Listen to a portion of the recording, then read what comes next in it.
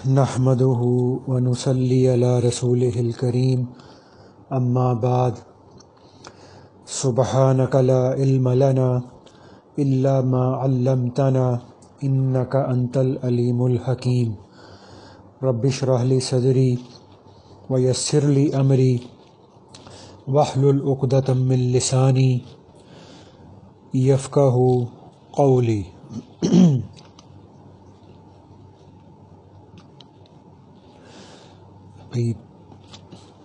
پچھلے ہفتے والے دن ہم نے اللہ کے نبی صلی اللہ علیہ وآلہ وسلم کی مسنون دعاؤں کے اہتمام پر کچھ مذاکرہ کیا تھا، تو انشاءاللہ آج بھی اسی بات کو ہی آگے بڑھانا ہے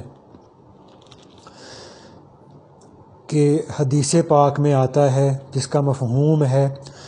کہ اللہ کے نبی صلی اللہ علیہ وآلہ وسلم کا ارشاد ہے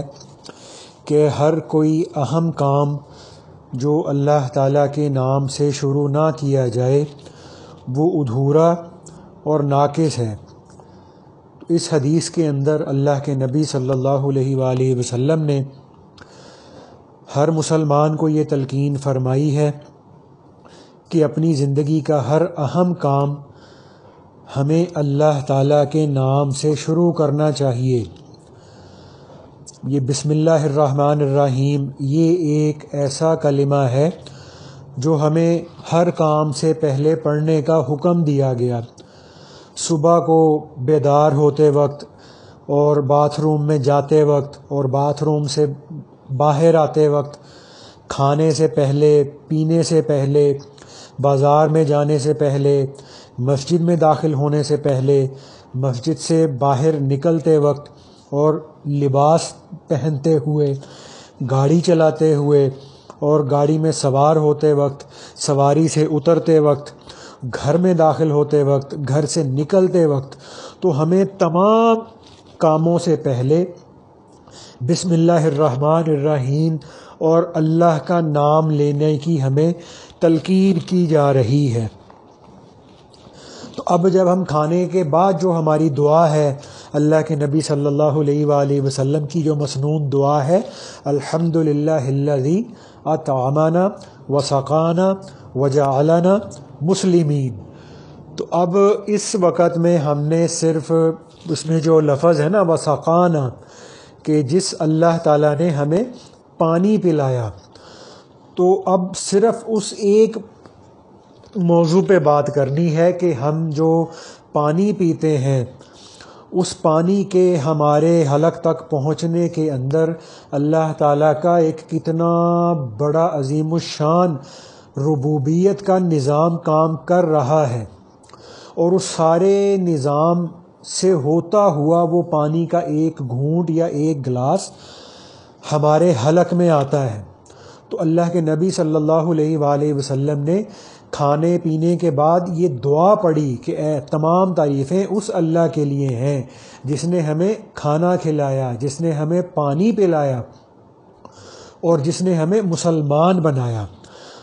تو اب یہ جو ہمیں اللہ کے نبی صلی اللہ علیہ وآلہ وسلم نے یہ جو کھانے کے بعد یہ جو ہم دعا پڑھتے ہیں، اس میں ہمیں جو اللہ کا نام لینے کا حکم دیا گیا ہے، تو یہ کوئی جادو یا منتر نہیں ہے جو ہم سے پڑھوایا جا رہا ہے، بلکہ اس دعا کے پیچھے ایک بہت ہی عظیم الشان قسم کا ایک فلسفہ موجود ہے، اور اس ایک دعا کے ذریعے اور بسم اللہ اور اللہ کا نام لینے کے ذریعے ہمیں ایک بہت عظیم الشان حقیقت کی طرف متوجہ کیا جا رہا ہے، اور وہ حقیقت یہ ہے کہ زندگی کا جو بھی کام انسان کرتا ہے وہ اللہ تعالیٰ کی توفیق کے بغیر ناممکن ہے۔ تو دیکھنے میں یہ نظر آ رہا ہوتا ہے کہ جو کام میں کر رہا ہوں وہ میری کوشش اور میری محنت کا نتیجہ ہے، لیکن اگر انسان گہری نظر سے دیکھے تو اس کو اپنی کوشش اور محنت کا عمل دخل کسی بھی کام میں بہت تھوڑا نظر آئے گا، اور اس کے پیچھے اللہ جل شانہ کا بنایا ہوا عظیم الشان جو ربوبیت کا نظام ہے وہ کام کرتا ہوا نظر آئے گا۔ تو ابھی جیسے ہم نے پانی پیا، تو اب پانی پینے سے پہلے ہمیں یہ فرمایا گیا، جیسا کہ حدیث پاک کے اندر فرمایا گیا کہ جو بھی اہم کام اللہ کے نام کے بغیر شروع کیا جاتا ہے وہ ادھورا اور ناقص ہے۔ تو اب ہم جو پانی پیتے ہیں، پانی پینے سے پہلے ہم نے پڑھی بسم اللہ الرحمن الرحیم، تو دیکھنے میں تو یہ پانی پینا ایک مائنر سی بات ہے، اور گھر میں پانی کو مہیا کرنے کے لیے ہم نے سیوریج کا کنیکشن لیا ہوا ہے، واسا کا کنیکشن لیا ہوا ہے، اور پانی کو ٹھنڈا کرنے کے لیے ہمارے پاس کولر بھی موجود ہے اور ریفریجریٹر بھی موجود ہے۔ جب ہمیں پیاس لگی تو ہم نے کولر میں سے یا فریج میں سے پانی نکالا، گلاس میں بھرا اور پی لیا۔ اب بظاہر ہمیں یہ نظر آتا ہے کہ یہ جو ٹھنڈے پانی کا حصول ہے یہ ہماری اپنی محنت، کوشش اور جد و جہد کا نتیجہ ہے، لیکن ہمیں یہ خیال بہت کم لوگوں کو آتا ہے کہ یہ ایک گلاس ٹھنڈا پانی جو میں نے اپنے حلق میں اتارا، اس پانی کو ہمارے حلق تک پہنچانے کے لیے اللہ تعالیٰ کا ایک کتنا بڑا نظام اس کائنات کے اندر کام کر رہا ہے۔ تو اب اللہ پاک قرآن پاک کے اندر یہ فرماتے ہیں وَجَعَلْنَا مِنَ الْمَاءِ كُلَّ شَيْءٍ حَيٍّ، کہ ہم نے ہر جاندار کو پانی ہی سے پیدا کیا ہے۔ تو اب پانی صرف انسان کا ہی نہیں بلکہ ہر جاندار چیز کا اصل مبدا اور اوریجن بھی ہے، اور ہر جاندار کی زندگی کا دار و مدار بھی پانی پر ہے۔ تو اب اسی لیے اللہ جل شانہ نے اس کائنات کے اندر پانی اتنی وافر مقدار میں پیدا فرمایا کہ ہم دیکھتے ہیں کہ اگر اس روئے زمین پر 1/3 خشکی ہے تو 2/3 سمندر کی شکل میں پانی موجود ہے،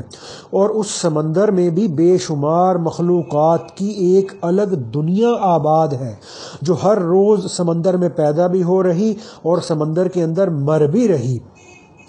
تو اگر یہ سمندر کا پانی میٹھا ہوتا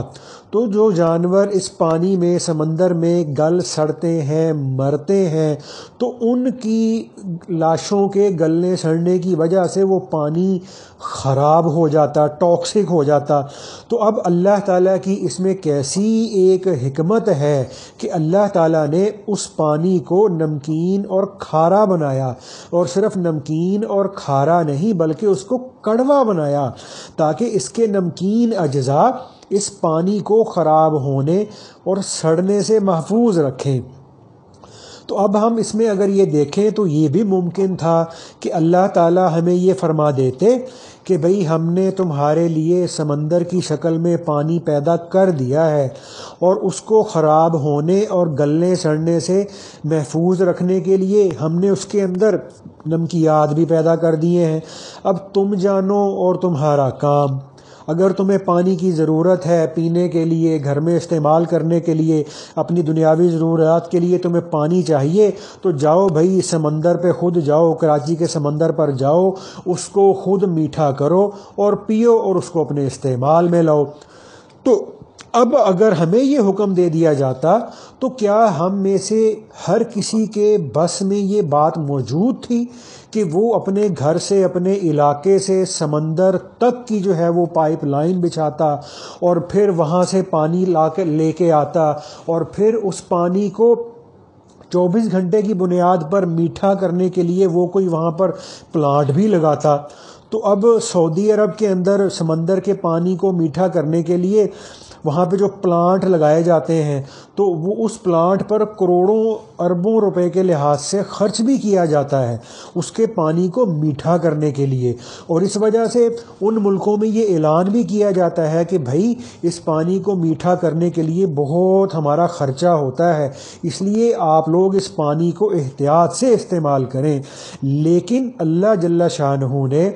ہماری خاطر، اپنے بندوں کی خاطر سمندر کا پانی میٹھا کرنے کے لیے اللہ تعالیٰ نے بغیر ہماری ریکویسٹ کے، بغیر ہماری اپلیکیشن دینے کے، بغیر ہمارے فارم کو فل کرنے کے، اللہ تعالیٰ نے یہ نظام بنایا کہ سمندر سے مونسون کے اللہ نے بادل اٹھائے، اور اس بادل میں اللہ تعالیٰ نے ایک ایسا آٹومیٹک پلانٹ فٹ کر دیا کہ وہ پانی جو سمندر کے اندر تو کڑوا اور میٹھا تھا، لیکن جب وہ بخارات بن کر بادل کی شکل میں اوپر اٹھتا ہے تو اللہ کی شان ہے کہ اس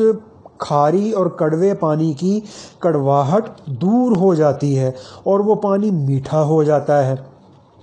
اور پھر وہ لوگ جو سمندر سے ہزاروں میل دور رہتے ہیں اور ان کے لیے سمندر سے پانی حاصل کرنا ناممکن تھا، تو ان لوگوں کے لیے اللہ تعالیٰ نے ان بادلوں کی شکل میں ایک فری کارگو سروس اویلیبل کر دی۔ تو ہمارے جیسے وہ تقی عثمانی صاحب نے ایک دفعہ بتایا تھا، فرماتے تھے کہ میں ایک بار ناروے گیا تو وہاں کے لوگوں نے بتایا کہ چونکہ جی یہاں ہمارے ناروے کا جو پانی ہے وہ بڑا اچھا اور بہت صحت بخش سمجھا جاتا ہے، تو بہت سے جو کنٹریز ہیں یہ پانی ہمارے ملک ناروے سے امپورٹ کرتے ہیں، تو پھر وہ پانی ہمارے ملک سے بڑے بڑے کنٹینروں میں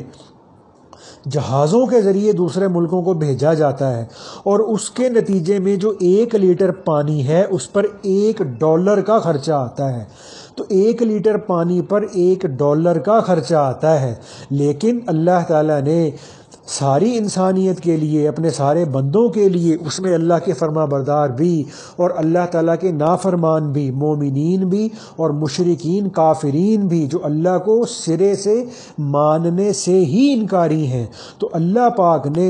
ہم سب کے لیے بادلوں کی شکل میں یہ کارگو سروس ہمیں مہیا کر دی۔ تو یہ بادل سمندر سے پانی اٹھا کر ایک کنارے سے دوسرے کنارے تک لے جاتے ہیں، اور اللہ تعالیٰ نے ایسا نظام بنا دیا کہ روئے زمین کا کوئی بھی خطہ ایسا نہیں جو اس کارگو سروس سے فائدہ نہ اٹھاتا ہو۔ تو بادل آتے ہیں، گرجتے ہیں، برستے ہیں، پانی برساتے ہیں اور چلے جاتے ہیں۔ تو جب بادلوں کے ذریعے اللہ پاک نے ہمارے گھر تک پانی پہنچا دیا، تو اب اگر اللہ پاک کی طرف سے ہمیں یہ کہہ دیا جاتا کہ بھئی ہم نے تو تمہارے گھروں تک پانی پہنچا دیا ہے، اب تم خود پورے سال کا پانی سٹور کر لو اور بڑے بڑے ٹینک بنا کر اس کے اندر پانی کو محفوظ کر لو، تو اب ہم یہ دیکھیں کہ کیا ہمارے لیے یہ ممکن تھا کہ ہم لوگ بارش کے موقع پر پورے سال کا پانی اپنے پاس سٹور کر لیتے؟ تو کیا انسانوں کے پاس کوئی ایسا سٹوریج کا سسٹم ہے کہ سال بھر کا پانی اس کے اندر انسان جمع کر لے اور پھر پورے سال اس میں سے پانی لے لے کے استعمال کرتا رہے؟ لیکن اللہ پاک نے ہمارے اوپر کتنا فضل فرمایا کہ اللہ تعالیٰ جانتے ہیں کہ اس کمزور اور ضعیف انسان کے بس میں یہ بھی نہیں ہے، تو اسی لیے اللہ تعالیٰ نے فرمایا کہ بھائی اس بارش کے پانی کو تم جتنا جمع کر سکتے ہو، سٹور کر سکتے ہو، استعمال کر لو، باقی سال کے لیے تمہیں ذخیرہ کرنے کی ضرورت نہیں ہے۔ تو تم تو بڑے کمزور ہو، ضعیف ہو، تم سے تو ہوتا کچھ نہیں ہے، تو پورے سال کے لیے جو تمہارا پانی ذخیرہ کرنے کی بھی جو ذمہ داری ہے نا، وہ اللہ نے فرمایا کہ وہ بھی ہم لے لیتے ہیں۔ اب اللہ پاک نے پورے سال کے لیے ہمارے پانی کو سٹور کرنے کی ذمہ داری کیسے لی؟ وہ اس طرح سے لی کہ یہ جو بادلوں میں جو پانی تھا اس کو اللہ پاک نے پہاڑوں پر برسایا برف کی شکل میں، اور ان پہاڑوں کو اس پانی کے سٹور کرنے کے لیے کولڈ سٹوریج بنا دیا، اور ان پہاڑوں پر اللہ پاک نے وہ پانی برف کی شکل میں محفوظ کر دیا۔ اور اس پانی کو، اللہ کی کیسی قدرت ہے کہ اللہ تعالیٰ نے اتنی بلندی پر، یہ جو بڑے بڑے پہاڑوں پر، بلند و بالا پہاڑوں پر جو برف پڑتی ہے، تو ان پہاڑوں تک پہنچنا، ان پہاڑوں کی چوٹی تک پہنچنا بھی عام انسانوں کے بس کی بات نہیں ہوتی، تو اللہ تعالیٰ نے اس پانی کو برف کی شکل میں اتنی بلندی پر محفوظ کر دیا کہ کوئی خراب کرنے والا اس پانی کو خراب کرنے کے لیے وہاں تک پہنچ نہ سکے، اور پھر اللہ تعالیٰ نے اس کا ٹیمپریچر ایسا رکھا کہ وہاں سے وہ جو برف کی شکل میں وہاں پانی موجود ہے وہ برف بھی پگھل نہ سکے۔ یہ کیسا اللہ پاک کا نظام ہے۔ تو یہ جو اتنے بلند و بالا پہاڑ اللہ پاک نے بنائے ہیں، یہ انسان کو ایک طرف تو ایسا خوبصورت منظر مہیا کرتے ہیں، اور دوسری طرف انسان کے لیے زندگی بھر کے لیے پانی کے ذخیرے کو یہ محفوظ بھی کر رہے ہیں۔ تو اب اگر اس کے بعد یہ انسان سے یہ کہہ دیا جاتا کہ بھئی ہم نے تمہارے لیے پہاڑوں پر پانی سٹور کر دیا ہے، اب جس کو بھئی ضرورت ہے وہ اپنے گھر سے جائے، پہاڑی علاقوں میں جایا کرے اور وہاں سے جا کر پانی کو اپنے گھر میں پہنچانے کا بندوبست کیا کرے، تو اب اگر ہم یہ دیکھیں کہ کیا ہمارے لیے یہ ممکن تھا کہ ان پہاڑوں کی چوٹیوں سے اس برف کو پگھلا کر اس پانی کو ہم اپنی ضرورت کے لیے استعمال کرتے؟ تو اب یہ بھی انسان کے بس میں نہیں تھا۔ تو اس لیے اللہ تعالیٰ نے فرمایا کہ چلو بھائی، پہلی ذمہ داریاں بھی ہم نے تمہارے ذمے نہیں لگائی تھیں، تم بہت کمزور، ضعیف ہو، عاجز ہو، تو پہلی ذمہ داریاں بھی ہم نے پوری کی تھیں، تو اب کی بھی ذمہ داری ہم ہی پوری کر لیتے ہیں۔ تو وہ اللہ پاک نے کیسے ہمارے لیے آسانی فرمائی کہ اللہ تعالیٰ نے سورج کو حکم دیا کہ بھائی تم اپنی کرنیں اس پہاڑ پر ڈالو، اس برف پر ڈالو اور اس برف کو پگھلاؤ، اور پھر اس پانی کے لیے دریاؤں اور ندیوں کی شکل میں اللہ پاک نے راستے بھی بنا دیے۔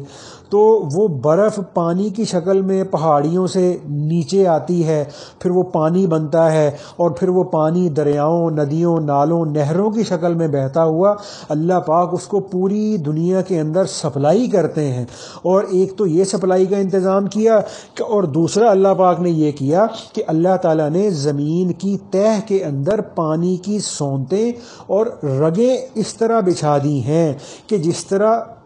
پائپ لائن بچھائی جاتی ہے۔ تو اب وہ جو اللہ پاک نے زمین کی تہہ میں پانی کی جو رگیں اور جو پانی کی جو وہ پائپ لائن زمین کے اندر بچھائی ہوئی ہے، تو اب ہم کیا کرتے ہیں کہ ہمیں دنیا میں جہاں بھی جس خطے میں بھی پانی کی ضرورت ہوتی ہے تو ہم اس زمین کو وہاں سے کھود لیتے ہیں اور وہاں سے ہم اپنے لیے پانی استعمال کر لیتے ہیں۔ جیسے ہم زمین کے پانی کی جو موٹر لگاتے ہیں تو زمین سے پانی نکال لیتے ہیں۔ تو اب اس سارے کے سارے سینیریو کے اندر اگر ہم یہ دیکھیں تو انسان کا کام صرف اتنا ہے کہ جو پانی اللہ پاک نے سمندر سے اٹھا کر پہاڑوں پر برسا دیا اور پھر پہاڑوں سے پگھلا کر سورج کی روشنی کے ذریعے زمین کے ایک ایک گوشے کے اندر دریاؤں، ندی، نالوں، نہروں کی شکل میں پہنچا دیا، تو اب وہ پانی جو اللہ پاک نے پوری دنیا کے اندر زمین کے اوپر دریاؤں، ندی، نہروں، نالوں کی شکل میں بچھایا ہوا اور زمین کے اندر پانی کی پائپ لائنیں اور زمین کی رگوں کے اندر اللہ پاک نے جو پانی چلایا ہوا، تو اب ہم نے صرف اتنا سا کام کیا ہے کہ ہم تھوڑی سی محنت کر کے اس پانی کو اپنے گھر تک لے آئے، بس۔ تو اگر انسان غور کرے کہ جو پانی ہم اپنے حلق سے نیچے اتار رہے ہیں، اگر غور کریں تو ہمیں یہ نظر آئے گا کہ اس تھوڑے سے پانی کو ہمارے حلق تک پہنچنے پر کائنات کی کتنی زیادہ قوتیں صرف ہوئی ہیں، تو تب جا کر یہ پانی ہمارے حلق میں پہنچا ہے، تب جا کر ہمیں پانی کا یہ ایک گلاس پینا ہمارے نصیب ہوا کہ اللہ پاک نے سمندروں کے ذریعے اللہ پاک نے اس نظام کو چلایا، پھر اس کے اوپر بادل آئے، ان بادلوں کے ذریعے پانی بخارات بنا، وہاں بھی سورج نے اپنا کام کیا کہ اپنے روشنی سے، اپنی ہیٹ کے ذریعے سورج نے سمندر کے پانی کو بخارات میں تبدیل کیا، پھر وہ بخارات بن کر بادلوں کے اندر چلا گیا، اور پھر اللہ پاک نے ہواؤں کو حکم دیا، پھر وہ ہوائیں بادلوں کو لے کر اس علاقے، اس ملک، اس خطے کے اندر چل پڑی جہاں پر جا کر ان بادلوں کو اللہ پاک نے برسنے کا حکم دینا تھا. پھر وہاں پہ جا کے وہ بارشیں برسیں، پھر وہ پہاڑوں کے اوپر پانی سٹور ہوا، اور پھر گرمیوں کے موسم میں سورج نے پھر آ کے اس برف کو پگھلایا، اس کا پانی بنا، پھر دریاؤں، ندی، نہروں، نالوں کی شکل میں وہ پانی چلتا ہوا ہمارے علاقوں تک آیا. تو اب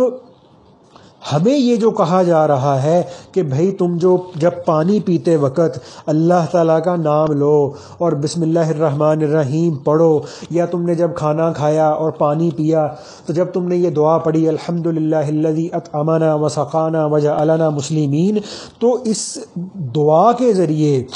بسم اللہ الرحمن الرحیم اور کھانے کے بعد جو پڑھنے والی دعا ہے، ان دونوں دعاؤں کے ذریعے اللہ پاک انسان کو اس حقیقت کی طرف متوجہ کر رہے ہیں کہ تمہارے حلق تک اس پانی کا پہنچنا تمہارے زور بازو کا کرشمہ نہیں ہے، بلکہ یہ اللہ تعالیٰ کا بنایا ہوا نظام ہے جس کے ذریعے انسان اس پانی سے سیراب ہو رہا ہے. تو اب جب ہم نے اس پانی کے ایک گلاس کو اپنے حلق میں انڈیل لیا، تو جب وہ پانی ہمارے جسم کے اندر داخل ہو گیا تو اب ہمیں یہ بھی نہیں پتا کہ وہ پانی کہاں جا رہا اور جسم کے کس کس حصے کو کیا کیا فائدے پہنچا رہا. اب اس غریب انسان بیچارے کو اتنا ہی پتا ہے کہ جی مجھے پیاس لگی تھی، میں نے پانی پیا، وہ پیاس بجھ گئی. تو اس کو یہ بھی معلوم نہیں کہ وہ پیاس کیوں لگی تھی، اور پیاس لگنے کے بعد جب اس نے پانی پیا تو اس پانی کا انجام کیا ہوا. اب اس انسان کو کچھ بھی معلوم نہیں ہے کہ بھائی اس میں تو تمہیں جو اللہ پاک نے پیاس لگائی تھی اس لیے لگائی تھی کہ تمہارے جسم کے ایک ایک عضو کو پانی کی ضرورت تھی. صرف تمہاری زبان، تمہارے منہ اور تمہارے گلے کو ہی ضرورت نہیں تھی،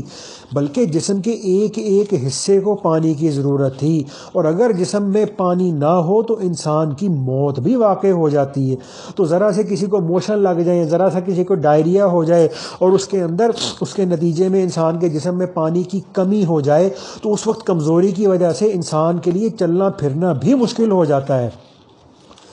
تو لہٰذا ایک طرف تو انسان کے جسم کے ہر عضو کو پانی کی ضرورت، تو اس لیے انسان کو پیاس لگتی ہے اور وہ پانی پیتا ہے، اور دوسری طرف یہ بھی ضروری ہے کہ وہ پانی جسم کے اندر ضرورت سے زیادہ نہ ہو جائے،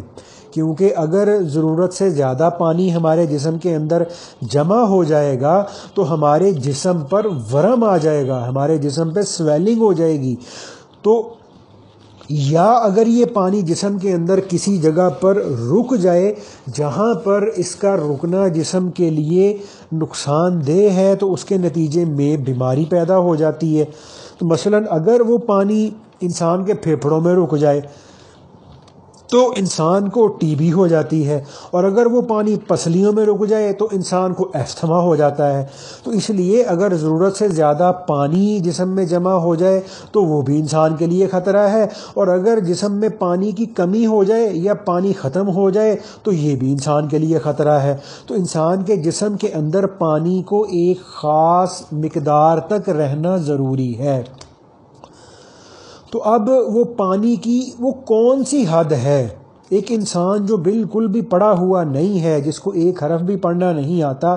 وہ یہ کیسے پہچانے گا کہ کتنا پانی میرے جسم میں ہونا چاہیے اور کتنا نہیں ہونا چاہیے؟ تو اب اس کے لیے اللہ پاک نے ہمارے اوپر کتنا بڑا ایک فضل فرمایا کہ اللہ تعالیٰ نے ہر انسان کے جسم میں ایک آٹومیٹک میٹر کو جو ہے وہ نصب کیا ہوا ہے کہ جس وقت انسان کے جسم کو پانی کی ضرورت ہوتی ہے تو ہمیں پیاس لگ جاتی ہے، ہمارا منہ خشک ہونا شروع ہو جاتا ہے، ہمارے ہونٹ خشک ہونے شروع ہو جاتے ہیں. اور اب یہ پیاس کیوں لگ رہی ہے؟ تو اب یہ پیاس صرف اس وجہ سے نہیں لگتی کہ جی انسان کا حلق خشک ہو گیا اور ہونٹ خشک ہیں، بلکہ یہ پیاس اس وجہ سے لگ رہی ہے کہ ہمارے جسم کو اس وقت میں پانی کی ضرورت ہے. تو انسان کو اس ضرورت کا احساس دلانے کے لیے کہ مجھے اس وقت پانی کی ضرورت ہے، اللہ تعالیٰ نے پیاس کی شکل میں ایک اس کے جسم کے اندر ایک میٹر کو فٹ کر دیا. جو بچہ جو کچھ جانتا نہیں ہے، جو اپنے اچھے برے کی تمیز نہیں کر سکتا، جو اپنے فائدے اور نقصان کی چیزوں کی تمیز نہیں کر سکتا، لیکن اس کو یہ معلوم ہو جاتا ہے کہ مجھے پیاس لگ رہی ہے، مجھے پانی پینا ہے، مجھے پانی کی ضرورت ہے، مجھے اپنی پیاس کو بجھانے کی ضرورت ہے۔ تو اب جب یہ پانی جسم کے اندر پہنچ گیا، پھر وہ پانی جسم کے اندر کی پائپ لائن کے ذریعے ان تمام آرگنز تک، پارٹس تک پہنچ رہا ہے جہاں جہاں اس پانی کی ضرورت ہے، اور جو پانی ہمارے جسم کی ضرورت سے زائد ہوتا ہے وہ جسم کی ضرورت کو پورا کرنے کے بعد، جسم کی صفائی کرنے کے بعد وہ پیشاب کے ذریعے باہر آ جاتا ہے، تو تاکہ وہ جو گندا پانی ہے وہ ہمارے جسم کے اندر باقی نہ رہے۔ تو اب ہم یہ دیکھیں، ہم یہ غور کریں کہ ہم لوگ جو ایک لمحے کے اندر جو پانی ہے اس کو گٹ گٹ گٹ کر کے پی جاتے ہیں، اور ایک ہی سانس میں کھینچ جاتے ہیں، پی جاتے ہیں، اور ہم لوگ یہ بالکل نہیں سوچتے کہ بھائی میں نے یہ جو پیاس لگنے پر جو پانی پیا ہے یہ پانی کہاں سے آیا ہے، اس پانی کا آغاز کہاں سے ہوا تھا، یہ پانی کہاں سے چلا ہے، اور اس پانی کو اللہ پاک نے میرے تک پہنچانے کے لیے اپنی ربوبیت کا اور اپنی خالقیت کا کتنا بڑا ایک نظام اللہ پاک نے میرے لیے، اس کو میرے اپلیکیشن دینے کے بغیر اور میرے دعا کرنے کے بغیر، میرے ریکویسٹ کرنے کے بغیر، میرے کسی فارم کو فل کرنے کے بغیر اللہ پاک نے یہ اتنی بڑی کائنات میں بادلوں کا نظام، ہواؤں کا نظام، سورج کا نظام، اور پھر بارشوں کا نظام، پھر پہاڑوں کا نظام، پھر دریاؤں، ندی نالوں، نہروں کا نظام، اور پھر زمین کے اندر پانی کی سٹوریج کا نظام، یہ اللہ پاک نے کتنا بڑا نظام ہمارے لیے چلایا ہے۔ تو ہم نے اس پانی کو بس پی لیا اور یہ نہ سوچا اور نہ یہ دیکھا کہ کون اس پانی کی نگرانی کر رہا ہے۔ تو لہٰذا اس میں علماء یہ فرماتے ہیں کہ بھئی یہ جو ہم پانی وغیرہ پینے سے پہلے بسم اللہ الرحمن الرحیم پڑھتے ہیں، یا کھانے اور پینے کے بعد کی دعا میں جو اللہ کے نبی صلی اللہ علیہ وآلہ وسلم نے ہمیں جو یہ فرمایا کہ یہ دعا پڑھو، الحمدللہ الذی اطعمنا وسقانا وجعلنا مسلمین، کہ یہ یا اللہ تمام تعریفیں اس ذات کے لیے ہیں جس نے ہمیں کھانا کھلایا، جس نے ہمیں پانی پلایا۔ تو اب یہ جو پانی انسان نے پیا، اس پانی کے اندر انسان کی کتنی کا ایفرٹ شامل ہے، اس پانی کے پینے کے اندر، اس پانی کو اپنے گھر تک پہنچانے کے اندر، اس پانی کو اپنے تک لے کے آنے کے اندر انسان کا کتنا سرمایہ لگا، کتنا اس کو جو ہے وہ قوت لگانی پڑی۔ تو اب انسان اس دعا کو استحضار کے ساتھ پڑھے کہ اے اللہ آپ ہی نے مجھے کھانا کھلایا ہے، اے اللہ ساری تعریفیں آپ کے لیے ہیں کہ آپ نے مجھے کھانا بھی کھلایا، آپ نے مجھے پانی بھی پلایا۔ تو اللہ کے نبی صلی اللہ علیہ وآلہ وسلم نے یہ جو اپنی مسنون دعائیں ہیں، ان مسنون دعاؤں کے اندر ہم بس اس کو ایک روٹین کے اندر پڑھ جاتے ہیں، اور ہمیں اس کے ترجمے کا بھی کوئی اتنا خیال نہیں ہوتا کہ جی اس دعا کا ترجمہ کیا ہے، اور پھر اس ترجمے کے بعد اس دعا کے پڑھنے کے اندر، اس دعا کی بیک گراؤنڈ میں، اس دعا کے پس منظر کے اندر کائنات کا ایک کتنا بڑا نظام اللہ پاک نے ہمارے حق کے اندر چلایا ہوا ہے۔ تو اس لیے بھائی یہ جو اللہ کے نبی صلی اللہ علیہ وآلہ وسلم کی یہ جو مسنون دعائیں ہیں موقع موقع کی، تو ہم ان کو یاد کریں۔ تو یہ معمولی چیزیں نہیں ہیں کہ اللہ کے نبی صلی اللہ علیہ وآلہ وسلم کی جو مسنون دعائیں ہیں، یہ اگر ہم ان دعاؤں کے ترجمے کے اوپر جب ہم غور کرتے ہیں تو ہمیں یہ جو مسنون دعائیں ہیں یہ ہمارے لیے اللہ تعالیٰ کی محبت کے اپنے دل میں پیدا ہونے کا، اور اللہ تعالیٰ کی عظمت اور خوف اور خشیت کے اپنے دل کے اندر پیدا ہونے کا، اور اللہ تعالیٰ کی معرفت کے حاصل کرنے کا، اور اللہ تعالیٰ کی پہچان کو حاصل کرنے کا، یہ مسنون دعائیں ایک بہت بڑا ذریعہ ہیں اگر جب ہم ان کے ترجمے کے اندر غور کرتے ہیں۔ تو ابھی اس لیے بھائی ہم نہ اس چیز کو معمولی نہ سمجھیں کہ جی بس ہم نے جو ہے بس ہم نے سن لیا ہے، اب بس جو ہے اب اگلی بار اور بیان سنیں گے، اب اگلی بار اور بات سنیں گے، بلکہ ہم اس چیز کو اپنی فکر بنائیں کہ ابھی جیسے ہمارے اشرف علی صاحب تھانوی رحمۃ اللہ علیہ کے بارے میں ایک واقعہ آتا ہے نا، وہ یہ فرماتے تھے کہ میں ایک دن گھر آیا تو کھانے کا وقت تھا، تو گھر آیا تو کھانے میں لوکی پکی ہوئی تھی، تو کہتے میں نے کھا لی۔ تو اگلے دن پھر جب دوپہر کے کھانے کا وقت آیا تو اگلے دن پھر لوکی پکی ہوئی تھی، تو اب جب تیسرے دن پھر کھانے کا وقت آیا تو پھر تازہ لوکی پکی ہوئی تھی۔ تو حضرت تھانوی صاحب رحمۃ اللہ علیہ فرمانے لگے کہ میں نے بطور اعتراض تو نہیں، لیکن ویسے بطور معلومات کے اپنے گھر والوں سے پوچھا کہ بھائی کیا بات ہے، آپ آج تیسرا دن ہے کہ آپ مسلسل لوکی پکا رہے ہیں؟ تو فرمانے لگے کہ میری اہلیہ نے مجھے کہا کہ میں نے کتاب میں یہ بات پڑھی تھی کہ اللہ کے نبی صلی اللہ علیہ وآلہ وسلم کو لوکی کھانا بہت پسند تھا، تو میں نے ملازم سے یہ کہہ دیا کہ بھائی اللہ کے نبی صلی اللہ علیہ وآلہ وسلم کو لوکی کھانا اتنا پسند تھا تو تم ایسا کرو، تم جب تک سبزی کی دکان پر لوکی ملتی رہے تم لوکی ہی لاتے رہنا، ہم ہر روز لوکی پکایا کریں گے۔ تو حضرت تھانوی صاحب رحمۃ اللہ علیہ فرمانے لگے کہ میں اس اپنی بیوی کی بات سنی اور مجھے اپنے آپ پر اتنا ایک پچھتاوا ہوا، ایک اپنے اوپر اتنی ایک ندامت کی سی میری کیفیت ہوئی کہ دیکھو بھائی ہم بڑے اپنے آپ میں شیخ الحدیث اور پیر طریقت اور مجدد ملت ہم بنے پھرتے ہیں، لیکن ایک عورت جو ایک گھریلو عورت ہے، جس کا کوئی اتنا چوڑا کوئی علمی اعتبار سے بھی کوئی اس کا کوئی بیک گراؤنڈ نہیں ہے، وہ ایک گھریلو عورت ہے، اور اس گھریلو عورت کو جو ہے وہ اللہ کے نبی صلی اللہ علیہ وآلہ وسلم کے کھانے کی جو ایک چیز پسند آئی اور اس نے اپنے ملازم سے کہہ دیا کہ بھائی اب تم نے لوکی ہی لانی ہے ہر روز۔ تو فرمانے لگے کہ بھائی ہمیں تو یعنی مجھے تو اس سے زیادہ اللہ کے نبی صلی اللہ علیہ وآلہ وسلم کی سنت زندگی کو اپنانے کا مجھے زیادہ شوق اور جذبہ ہونا چاہیے۔ تو اس میں آتا ہے کہ پھر حضرت اشرف علی صاحب تھانوی رحمۃ اللہ علیہ نے کیا کیا، انہوں نے پھر 3 دن کے لیے ہر قسم کی ملاقات بند کر دی، اور جتنے لوگ آتے تھے ان سے ملنا بند کر دیا، جتنی کتابیں لکھ رہے تھے وہ ان کو مؤخر کر دیا، جو قرآن پاک کی تفسیر لکھ رہے تھے اس کو لکھنا مؤخر کر دیا۔ کیا کیا؟ صرف فرض نماز کے لیے جو ہے وہ مسجد میں تشریف لاتے تھے، اور اس کے علاوہ وہ پورے 3 دن تک انہوں نے اپنے آپ کو ایک کمرے میں بند کر کے اپنی پوری زندگی کا جائزہ لیا کہ بھائی میری پوری زندگی کے اندر کہاں کہاں پر اللہ کے نبی صلی اللہ علیہ وآلہ وسلم کی سنت زندگی کی ایسی چیزیں ہیں جو اس وقت میری زندگی میں نہیں ہیں۔ تو جب انہوں نے یہ دیکھا نا تو انہوں نے اپنے اندر غور کیا، تو غور کرنے کے بعد ان کو ایک بات یہ بھی محسوس نظر آئی کہ اللہ کے نبی صلی اللہ علیہ وآلہ وسلم نے ایک مرتبہ بلکہ 2 مرتبہ اللہ کے نبی صلی اللہ علیہ وآلہ وسلم نے 2 مرتبہ حضرت عائشہ رضی اللہ تعالی عنہا کے ساتھ دوڑ لگائی تھی، ریس لگائی تھی۔ تو اب وہ کوئی ایسا کوئی سفر کا موقع تھا غالباً، یا کوئی ایسا کوئی جنگل تھا کہ جس کے اندر اور بہت گھنا وہ جنگل تھا جہاں پہ عام تیسرا کو بندہ نہیں تھا۔ تو اللہ کے نبی صلی اللہ علیہ وآلہ وسلم نے حضرت عائشہ رضی اللہ تعالی عنہا کے ساتھ دوڑ لگائی۔ تو اب جب دوڑ لگائی تو اس وقت میں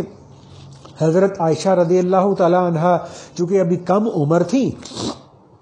تو اور ان کی ذرا صحت بھی جیسے ایک بندہ ذرا دبلا پتلا ہوتا ہے، تو وہ اس ریس میں جیت گئی۔ تو جب اس کے بعد ایک دفعہ دوبارہ اللہ کے نبی صلی اللہ علیہ وآلہ وسلم نے ان کے ساتھ ریس لگائی، تو اب اللہ کے نبی صلی اللہ علیہ وآلہ وسلم ریس میں جو ہے وہ ان سے آگے بڑھ گئے۔ تو اشرف علی تھانوی صاحب رحمۃ اللہ علیہ نے فرمایا کہ بھائی میری زندگی کے اندر تو میں نے تو ابھی اس سنت پہ بھی عمل نہیں کیا کہ میں نے اپنی اہلیہ کے ساتھ ابھی دوڑ نہیں لگائی اتباع سنت کی نیت سے۔ تو بھائی اس لیے نا ہم اس چیز کو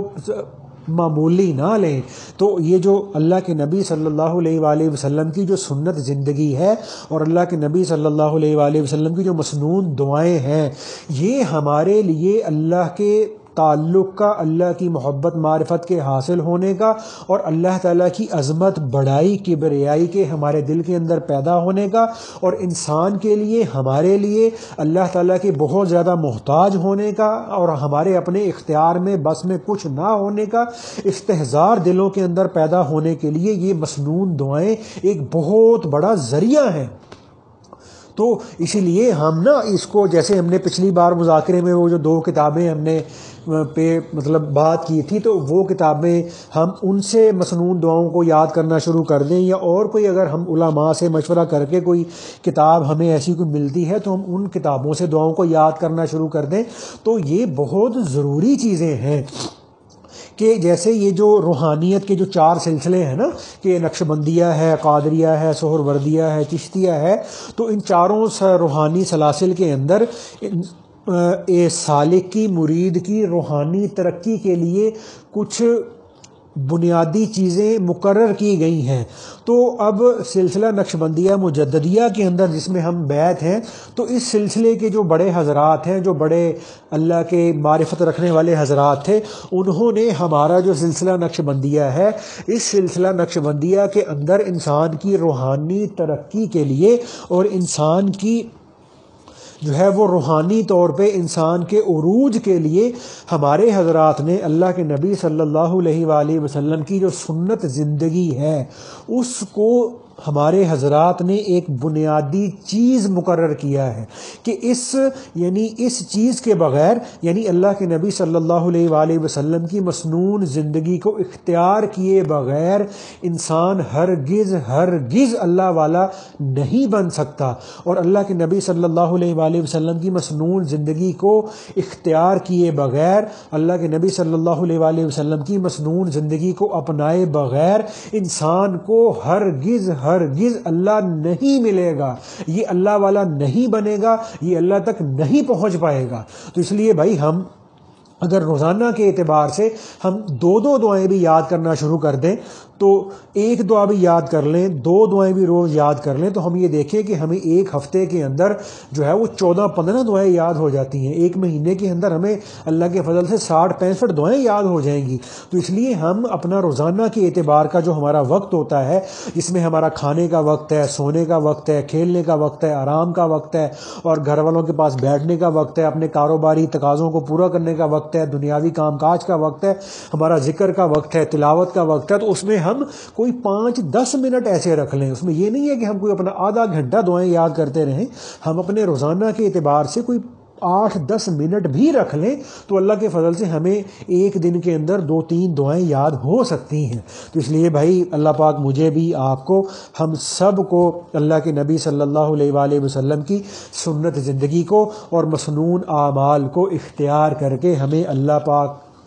کو راضی کرنے کی توفیق عطا فرمائے. تو اس لیے بھائی انشاءاللہ ابھی ذکر کرتے ہیں. اس کا طریقہ ہے کہ آنکھیں بند کر کے دل کی طرف توجہ کر کے یہ خیال کرنا ہے کہ میرا دل کر رہا ہے اللہ اللہ. اپنی توجہ دل کی طرف رکھنی ہے اور دل میں اللہ کی طرف سے فیض اور رحمت کے آنے کا خیال بھی کرتے رہنا ہے. خیال کرنا ہے کہ اللہ کی رحمت میرے دل میں آ رہی ہے، دل کی ظلمت سیاہی دور ہو رہی ہے، اور میرا دل شکریہ کے طور پہ کر رہا ہے اللہ اللہ اللہ.